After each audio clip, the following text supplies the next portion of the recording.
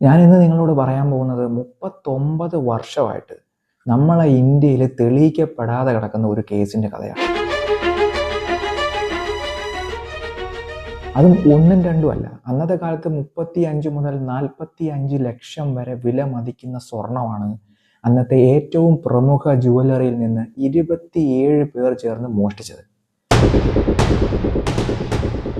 ഏറ്റവും അതിശയകരമായ കാര്യം എന്താണെന്ന് വെച്ചാൽ അതിൽ 26 പേർക്കും ഇതൊരു മോഷണമാണെന്ന് പോലും അറിയില്ലായിരുന്നു. കൺഫ്യൂഷനായോ?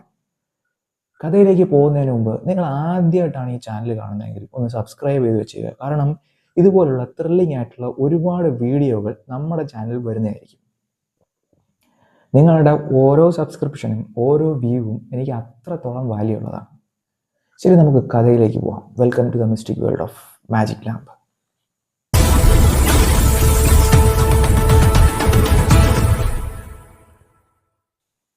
നമ്മുടെ രാജ്യം കണ്ട ഏറ്റവും വലിയ സ്വർണ്ണ കൊള്ള നടക്കുന്നത് 1987 മാർച്ച് മാസത്തിലാണ്.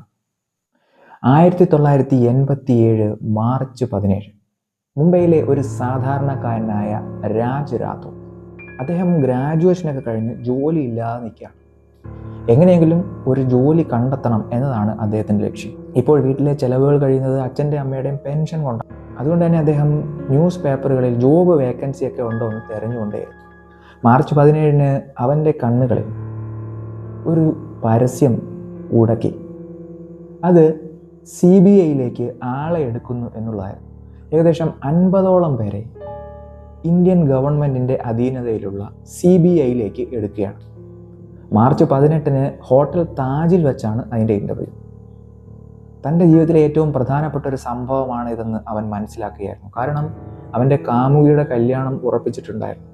അവളോട് പോലും അവൻ വാക്ക് പറഞ്ഞ് മടുത്തിരുന്നു.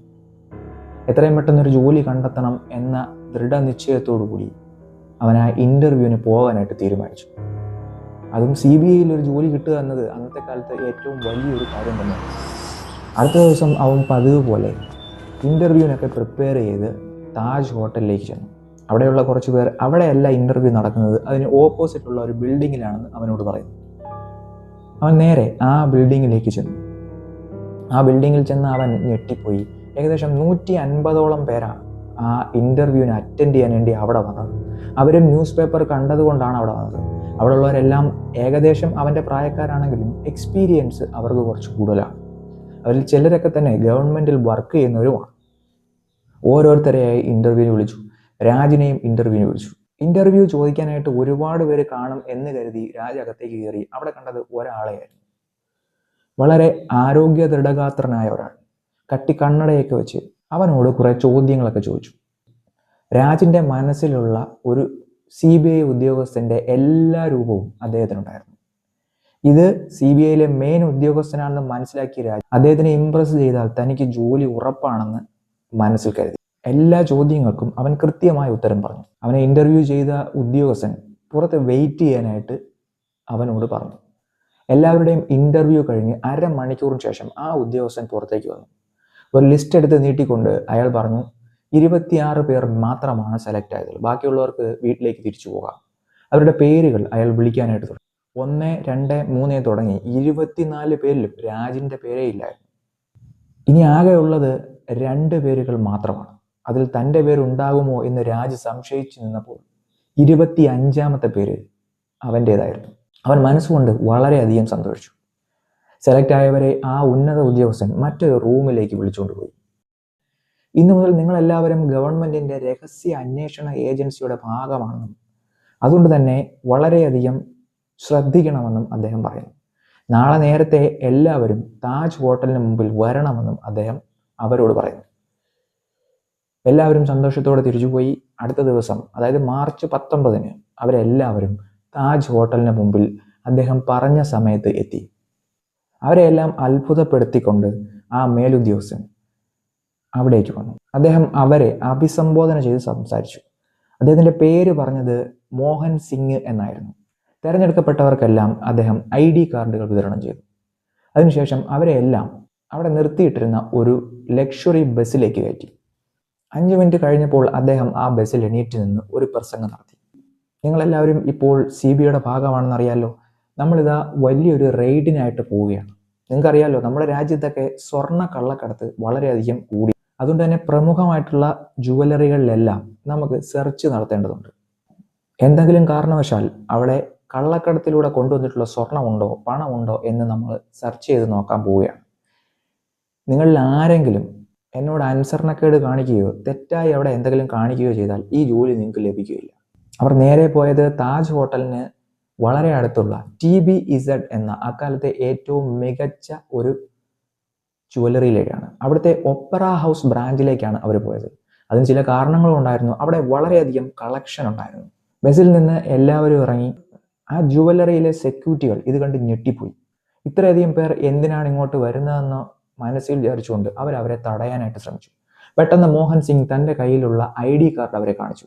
ഇത് CBIയുടെ ഒരു റെയ്ഡാണെന്നും നിങ്ങൾ സഹകരിക്കണമെന്നും പറഞ്ഞു വളരെ വേഗത്തിൽ അയാൾ അകത്തേക്ക് കയറി. തിരഞ്ഞെടുക്കപ്പെട്ട ഉദ്യോഗാർത്ഥികളെല്ലാം തന്നെ അയാളുടെ പിറകെ അതിനകത്തേക്ക് കയറി. പെട്ടെന്ന് അതിൻ്റെ ഉടമ അവിടേക്ക് ഓടി വന്നു. അയാളോട് ഒരു പേപ്പർ കാണിച്ച ശേഷം മോഹൻ സിംഗ് പറഞ്ഞു, ഒന്നും പേടിക്കേണ്ടതില്ല, ഇത് CBIയുടെ ഒരു തൽക്കാലത്തേക്കുള്ള റെയ്ഡാണ്. ഞങ്ങൾ നിങ്ങളുടെ കുറച്ച് സ്വർണ്ണങ്ങൾ പരിശോധിക്കും, അതിൻ്റെ ശുദ്ധത പരിശോധിക്കാനാണ്. പിന്നെ ഇതുവരെ വന്ന കുറച്ച് പണത്തിൻ്റെ കണക്ക് ഞങ്ങൾക്ക് എടുക്കണം. ഇതെല്ലാം ഞാൻ കൊണ്ടുപോയ ശേഷം 1 മണിക്കൂറിനുള്ളിൽ അതിവിടെ തിരിച്ചെത്തിച്ചേക്കാം. അതും ഗവൺമെൻറ്റിൻ്റെ റെസിപ്റ്റും അതിനോടൊപ്പം എത്തിക്കാം. പക്ഷേ റെയ്ഡ് തുടങ്ങുന്ന സമയം നിങ്ങൾ ഒരിക്കലും ഫോൺ ഉപയോഗിക്കാൻ പാടില്ല. അതുപോലെ തന്നെ CCTV ക്യാമറകളെല്ലാം കട്ട് ചെയ്യുകയും വേണം. വളരെ പെട്ടെന്ന് CCTV ക്യാമറകളെല്ലാം കട്ട് ചെയ്തു. അതുപോലെ തന്നെ ഫോണിൻ്റെ കണക്ഷൻ വിച്ഛേദിക്കപ്പെട്ടു. എല്ലാവരും റെയ്ഡ് തുടങ്ങി. മോഹൻ സിംഗ് പറഞ്ഞതുപോലെ എടുക്കാവുന്നതിൻ്റെ അത്രയും സ്വർണം പല പെട്ടികളിലാക്കി ആ ഉദ്യോഗാർത്ഥികൾ നേരെ ബസ്സിലേക്ക് കൊണ്ടുവന്ന് വെച്ചു. എല്ലാം വെച്ചു എന്ന് ഉറപ്പ് വന്നപ്പോൾ മോഹൻ സിംഗ് ജുവലറിയിൽ നിന്ന് ഉദ്യോഗാർത്ഥികളോട് പറഞ്ഞു, ഞാൻ ഓഫീസിലേക്ക് പോവുകയാണ്. ഇതിൻ്റെ ഡോക്യുമെൻറ്റേഷൻ എല്ലാം കഴിഞ്ഞ ശേഷം ഞാൻ ഇപ്പോൾ തന്നെ തിരിച്ചു വരും. കാരണം നമുക്ക് മറ്റൊരു ജുവലറിയിൽ കൂടി ഇന്ന് പോകേണ്ടതുണ്ട്. നിങ്ങളെല്ലാവരും ഇവിടെ വെയിറ്റ് ചെയ്യണം. അവരെല്ലാവരും അവിടെ വെയിറ്റ് ചെയ്യാൻ വേണ്ടി തീരുമാനിക്കുകയാണ്. മോഹൻ സിംഗ് നേരെ ബസ്സിലേക്ക് പോകുന്നു. ബസ് ഓടിച്ച് അയാൾ അവിടെ നിന്ന് പോവുകയും ചെയ്യുന്നു. 1 മണിക്കൂർ കഴിഞ്ഞിട്ട് മോഹൻ സിംഗിനെ കാണാതായപ്പോൾ അവിടുത്തെ ജുവലറിയുടെ ഉടമയ്ക്ക് ഒരു സംശയം തോന്നി. അദ്ദേഹം പോലീസിൽ വിവരം അറിയിച്ചു. പോലീസ് CBIയെ വിളിച്ചു ചോദിച്ചു. അപ്പോഴാണ് ഞെട്ടിക്കുന്ന ഒരു സത്യം അവർ മനസ്സിലാക്കുന്നത്. CBI അന്നത്തെ ദിവസം ഒരു റെയ്ഡ് പോലും പ്ലാൻ ചെയ്തിട്ടില്ല. മറ്റൊരു രീതിയിൽ പറഞ്ഞാൽ അങ്ങനെ ഒരു ഉദ്യോഗസ്ഥൻ പോലും CBIയിലില്ല. വളരെ പെട്ടെന്ന് മഹാരാഷ്ട്രയിലെ പോലീസ് അവിടെ എത്തി. കാരണം ഏകദേശം 35 മുതൽ 45 ലക്ഷം വരെ വില മതിക്കുന്ന സ്വർണം 1987 കഥയാണെന്ന് ഓർക്കണം. അത്രയും സ്വർണമാണ് അന്ന് കൊള്ളയടിക്കപ്പെട്ടത്.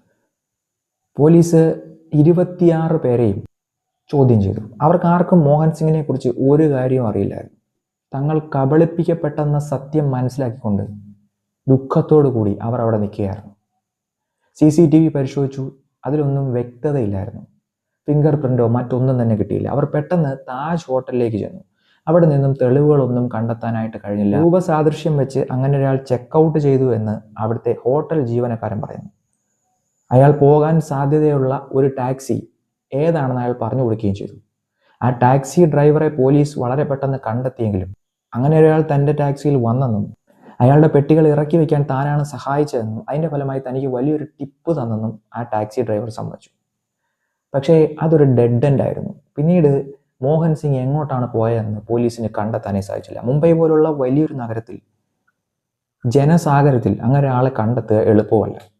പത്രത്തിൽ പലതരത്തിലുള്ള പരസ്യം കൊടുത്തു. അയാളുടെ രൂപരേഖയൊക്കെ തയ്യാറാക്കി കൊടുത്തു. ദിവസവും 200 കണക്കിന് കോളുകൾ പോലീസിനെ കിട്ടാൻ തുടങ്ങി. പക്ഷേ ശരിയായിട്ടുള്ള ആളെ കണ്ടെത്താൻ അവർക്ക് കഴിഞ്ഞില്ല. അയാൾക്കൊരു കുടുംബമില്ല, കൂട്ടുകാരില്ല. അയാളുമായി ബന്ധപ്പെട്ട ഒരാളെ പോലും പോലീസിന് കണ്ടെത്താൻ സാധിച്ചിട്ടില്ല. പിന്നീട് പോലീസിനൊരു ക്ലൂ കിട്ടുന്നത് നമ്മുടെ കേരളത്തിൽ തിരുവനന്തപുരത്ത് ഇങ്ങനെ ഒരാൾ കണ്ടു എന്നതാണ്.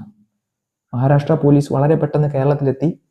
സൂചന അനുസരിച്ച് അവരൊരാളെ അറസ്റ്റ് ചെയ്തു. പക്ഷേ ചോദ്യം ചെയ്യലിൽ നിന്ന് അത് മറ്റൊരാളാണെന്ന് പോലീസിന് ബോധ്യപ്പെട്ടു. എന്നാൽ പോലീസ് അവിടം കൊണ്ടൊന്നും തങ്ങളുടെ തിരച്ചിൽ നിർത്താൻ തയ്യാറായിരുന്നില്ല. ആ കള്ളനെ എങ്ങനെയും പിടികൂടണമെന്ന ദൃഢനിശ്ചയത്തിൽ അവർ ഉറച്ചിരുന്നു. അക്കാലത്ത് ഇത്രയധികം സ്വർണം ഏറ്റവും അധികം കടത്താൻ സാധ്യതയുള്ള സ്ഥലം ദുബൈ ആയിരുന്നു. അതുകൊണ്ട് തന്നെ ദുബൈയെ കേന്ദ്രീകരിച്ച് പോലീസ് ആഴ്ചകളോളം അന്വേഷണം നടത്തി. ഇത്രയും അധികം സ്വർണം ദുബൈയിൽ എത്തിച്ചു കഴിഞ്ഞാൽ വളരെ പെട്ടെന്ന് കണ്ടെത്താനാകുമെന്ന് പോലീസ് നിഗമനത്തിലെത്തി.